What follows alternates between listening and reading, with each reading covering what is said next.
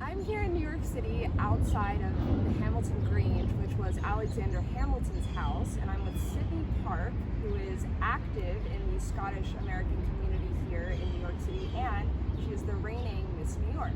So Sydney, thank you for being here. Thanks for having me, Kalyn. So excited to be here.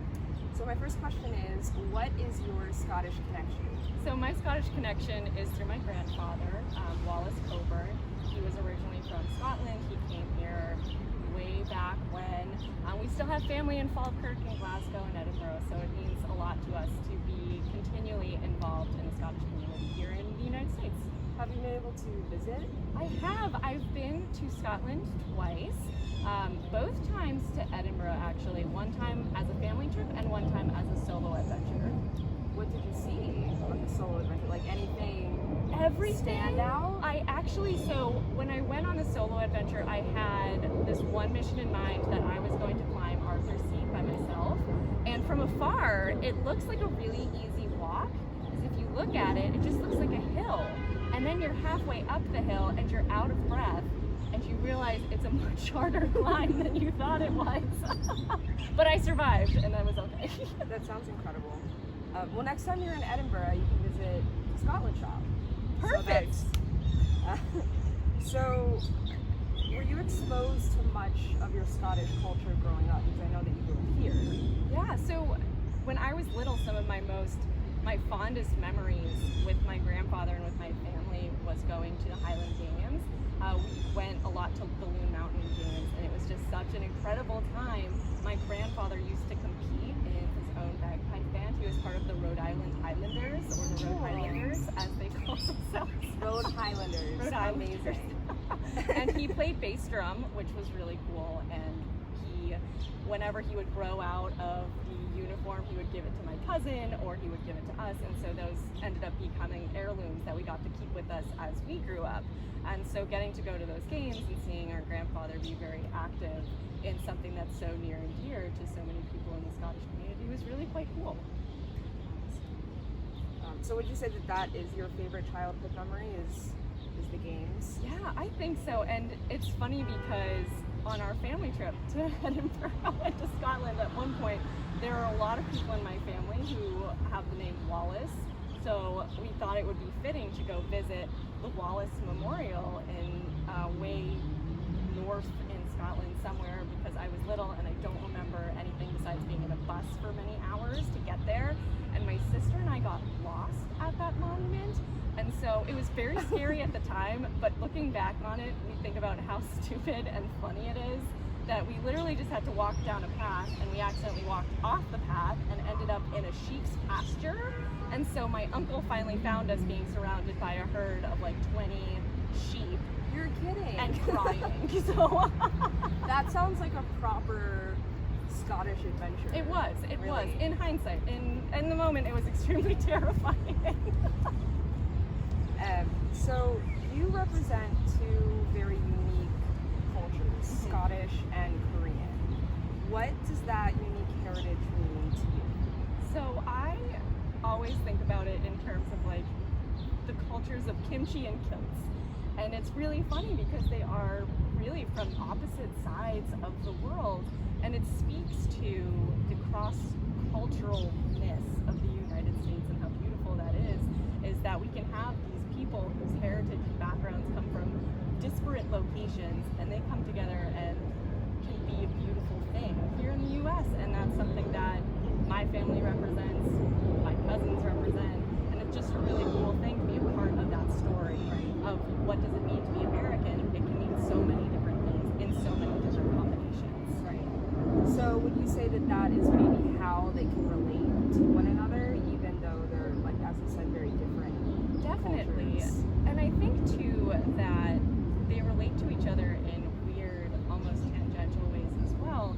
My grandfather from Scotland actually went and was in the armed services in Korea. And so as my grandfather from Korea was coming over to the United States, my grandfather from Scotland was coming from where he was in the United States to go serve in the U.S. Army in Korea. And so all of those little things all tend to add up into this beautiful story and this beautiful American immigration story. That's No, that's really cool, and it reminds me sort of these different stories that people tell when they're making their own tartans, because tartans are not just Scottish clans now. Lots of people in different families and organizations and charities are making their own tartans, and they're all very specific with these little bits of stories. So it's sort of like weaving a tartan there as well. So that's, you could say it is, isn't it? So do you find that either of these cultures influences your perception of the other one, or your perception of what it is to be an American? I know you kind of spoke about that already, but is there like a specific maybe story or time in your life where you might have noticed that? I think as I got older, something that stuck with me was for many years in college, I was a recipient of the Scots Charitable Society scholarship, and the mantra and slogan of that organization is to always continue to give to Scotsmen in America, and Scotsmen for that matter. But I just thought that was such a beautiful sentiment that organization started over 400 years ago, and the fact that today they're still benefiting other Scottish people in the United States is such a beautiful thing, to carry on that legacy of supporting the next generation and supporting the people who are part of your community. And that's something that rings true for the Miss America organization, in the service of others, providing for each other, being community advocates. And that is something that has always underlined a lot of the things that I've done in my life. And so knowing that is rooted in my Scottish heritage is something that I think is really beautiful. Thank you. So while you did just mention your work with Scots Charitable, and you mentioned that you were the recipient of their scholarship for 4 years. Mm-hmm. So can you tell us more about your work with that organization? Because I know that you've done some other work with them. So for anyone who's in college or going into college, the Scots Charitable Society provides a small scholarship for them to use it towards educational expenses, and it was extremely helpful for me and all of my sisters and my cousins. It does require that you have some Scottish background and heritage. And then after I graduated, I knew that as I got older, I wanted to help benefit, just as this organization benefited me, I wanted to benefit the organization for other people who would be in my shoes at some point. And so I ended up, for New York City Tartan Week, I held a panel with 2 of the heads of the Women's Auxiliary and the Scots Charitable Society, which was a lot of fun to get to talk to them. It was really nice that I was doing the interviewing instead of being interviewed by them. So that was a lot better. And it's just been really great to be able to volunteer for them, since I know so many organizations are struggling with recruiting young people to be a part of their organizations, and to be able to support them just by participating and just by showing interest is something that I think everyone should look into, because it doesn't require that much time, it doesn't require that much energy. All you need to do is show up, participate, and have a smile on your face. And they're located in Massachusetts, but they serve pretty much the entire New England and Northeast region. And you're from Massachusetts? I am from Massachusetts, Walpole, Mass. What's between the North Pole and the South Pole? The Walpole. That's a really bad joke my dad told me when I was little. It sounds like a dad joke. It's great. So you're from Massachusetts. What encouraged you to get involved with the Scottish societies and organizations here? Well, so I've always said that where you grow, you don't have a choice where you grow up.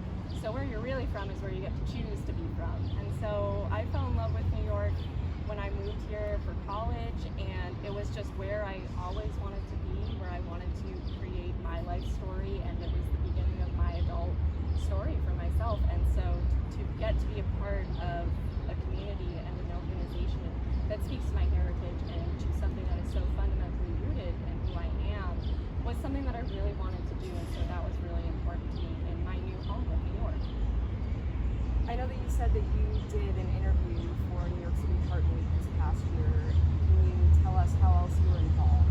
Sure. Actually, we were on a panel together, weren't we, Kalyn? We were on a panel together for Tartan Week. And it was so fun. And I think it was so important because, as you know, and as so many people know,